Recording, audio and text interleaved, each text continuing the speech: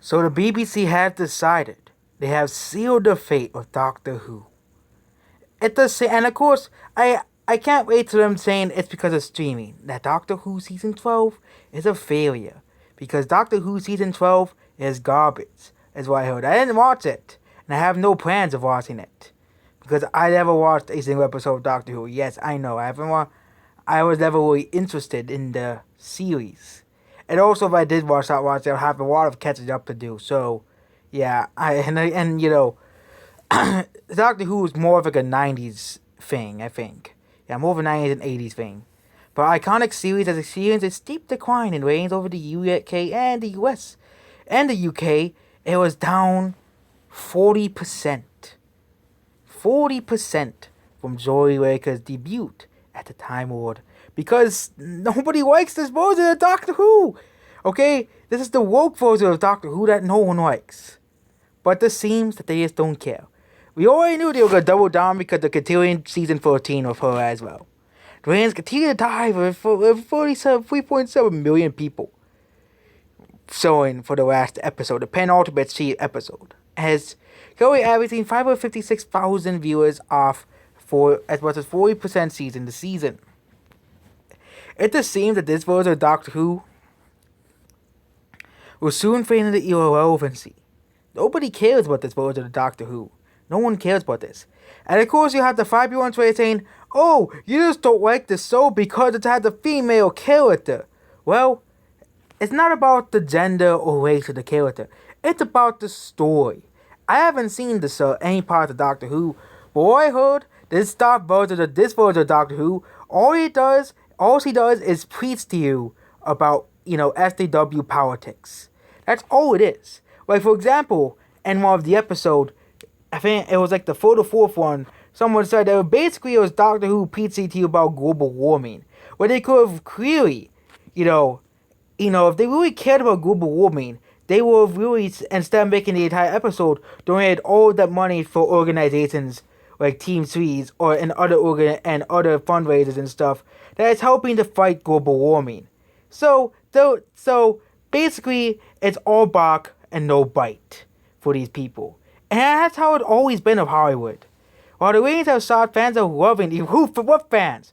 The 5 people on Twitter? Yeah, those are the fans. Those are the quote-unquote fans. The same people who went to go see Charlie's Angels. The same people who went to go see Birds of Prey. The same people who went to go see Dark Fate and Dark Phoenix. Yeah, it was nobody. Yeah, no one went to go see those movies. For example, season premiere built to 6.9 viewers and consistent viewing. Yeah, it's on the same amount of people who went to go see Dark Fate and Dark Phoenix as well. Same amount of people. Naturally, we may worry about the long-term process of the series, but BBC boss basically doubled down on Doctor Who. Double down. She claims that fans love it. She claims who loves Doctor Who season 12? Besides IMDb and the 5 people on Twitter. Where it's basically the same thing now. Because the 5 people on Twitter have invaded IMDb. And where any franchise that turns woke, high reviews. Let's look at Captain Marvel. And people say, oh, there's no agenda in IMDb. Yes, there is.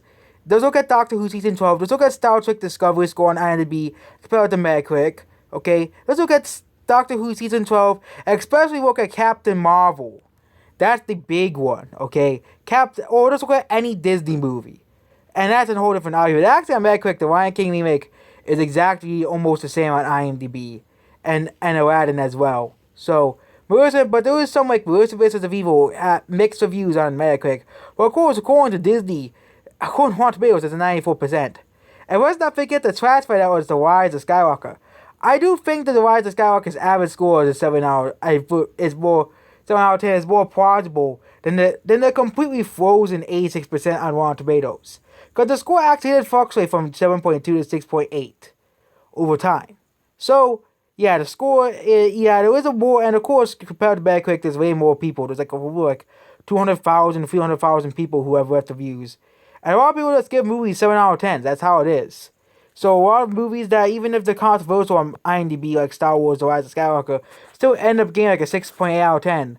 But still just bothers me that they give Captain Marvel 6.9 out of 10. They really think that Captain Marvel is better than For the Dark World It's just stupid. Thor Dark World at least had more character development than Captain Marvel. So yeah, we're done talking about Captain Marvel and IMDb. But yeah, what fans are watching it? It's just possible, okay? And of course, the blaming it on streaming. The big thing they use to so to defend the woke shows not making money is streaming. The scapegoat of the modern day. They always use that when something woke flops.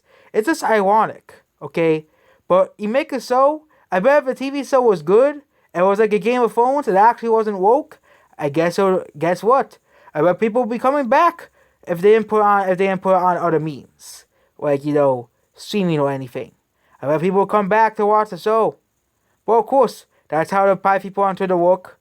They must make everything woke, and make everything woke. So that's basically it. Goodbye.